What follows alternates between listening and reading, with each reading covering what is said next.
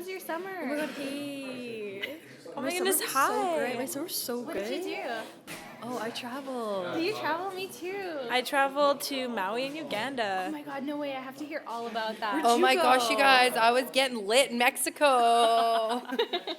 Tell us all about it, Sierra. This summer was definitely one for the books. I went on quite a few vacations, which made it very memorable. Kicked it off by going to meet my boyfriend to bring him home from Boston. Went downtown Boston. In the summertime, it's very cool, very touristy, so we got to check out a lot of different shops, ate a lot of good food. There was a lot of neat festivals going on outside. So just being in that atmosphere was amazing. Took a day to Newport, and in the summer, Newport is crazy. The sunsets are honestly unforgettable. The water's nice and warm, so you can enjoy the ocean. That was really neat. Spent a few days in New York, just went on the train from Boston. I got to check out Central Park, which was crazy. They still had the ice rink up, which I don't know how, but that was pretty neat to see. It was just kind of for an occasion. Even got to catch a baseball game, which was pretty cool. Ended it off with my family going to Mexico. We went to the Rio Palace, which was a lot of fun. Lots of drinks were had, lots of dancing. The sun was extremely hot, but it was great to be with my family. Katie, we're going to hear from you. Looks like you had an amazing summer as well. I visited 2 amazing places, Maui and Uganda. I was in Maui because I loved to vacation there with my mom. We go often because we love the climate, the beaches, the ocean, and its natural beauty. We stayed in Kihei on the southern part of the island, but we love to travel all around and see things like turtles, tropical waterfalls, and stunning beaches. While I was there, I took surfing lessons, which were a lot of fun. Our favorite thing to do was to watch the sunset. By the end of the trip, we had really bad sunburns. When I went home, it felt like ages waiting for my next trip to start. Finally, the day came, and I was off to Uganda.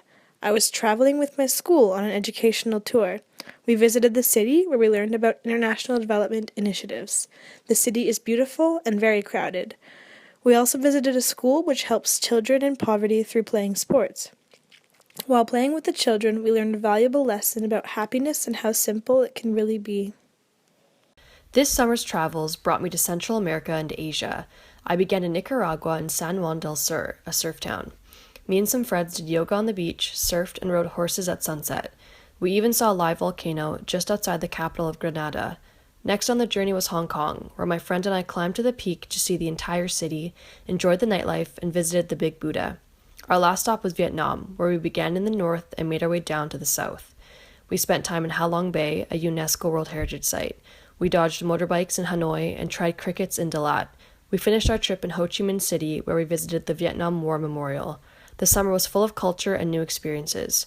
Can't wait for next year. My summer was amazing. I went on a month-long trip to Europe. First, I saw London for a week, which is a dream come true.